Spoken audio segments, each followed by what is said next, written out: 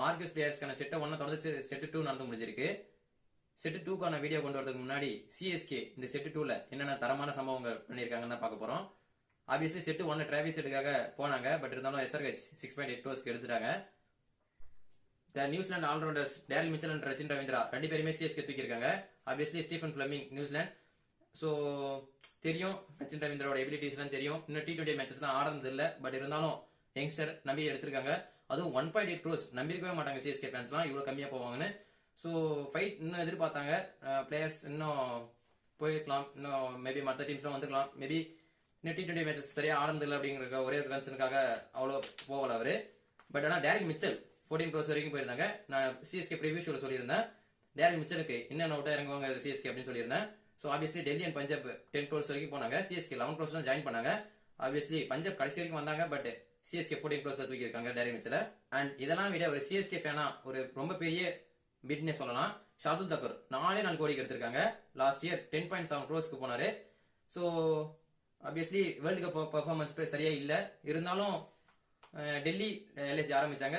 CSK 4 crores தூக்கி இருக்காங்க. ஒரு பிரமாதமான பிட்னஸ் சொல்லலாம் சிஎஸ்கே பொறுத்த வரைக்கும். சிஎஸ்கே ஃபேன்ஸுமே ரொம்ப ஹாப்பியாவே இருப்பாங்க ஷார்துல் தாக்கூர் திரும்ப சிஎஸ்கே ரிட்டர்ன் ஆனதுக்கு. தென் நெக்ஸ்ட் ஜெரால்டு கோட்ஸி SA20ல ஜோபக் சூப்பர் கிங்ஸ்க்காக ஆடிட்டு இருக்காரு.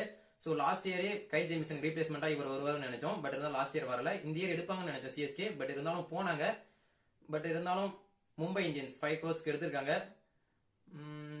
இன்ட்ரெஸ்டிங். சிஎஸ்கே எடுத்திருக்கலாம் மேபி. இன்னும் ஒரு ஸ்லாட் ஃப்ரீயா இருக்கு ஃபாரின் ஸ்லாட்ல. யார் எடுப்பாங்கன்னு தெரியல அந்த ஸ்லாட்ல. பார்ப்போம். 3 பிட் 3மே தரமான பிட் எடுத்திருக்காங்க சிஎஸ்கே. அது மட்டும் இல்லாம நான் சிஎஸ்கே இது வரைக்கும் அந்த சீசன்ல இந்த மாதிரி பார்த்ததில்ல ஐபிஎல் ஆக்ஷன்ல. ஸோ பிளான்ஸ் கரெக்டா இருக்கு. இருக்கிற பிளான்ஸ் கரெக்டா எக்ஸிக்யூட் பண்றாங்க என்ன பொறுத்த வரைக்கும் CSK management. Maybe Shardul Thakur கிடைக்காம போயிருந்தா நான் ப்ரிவியூல சொல்லியிருந்த மாதிரி கண்டிப்பா ஹர்ஷல் பட்டேலுக்கும் போயிருந்திருப்பாங்க.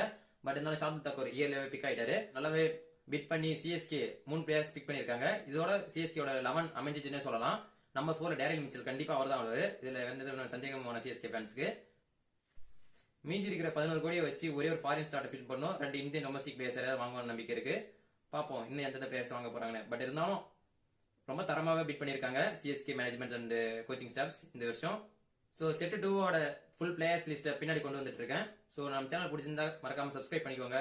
உங்களை பொறுத்த வரைக்கும் சிஎஸ்கே வேற எந்த பிளேயர்ஸ் எடுத்திருந்தா நல்லா இருந்திருக்கும் உங்களோட கமெண்ட் கீழே கமெண்ட் செக்ஷன் சொல்லுங்க.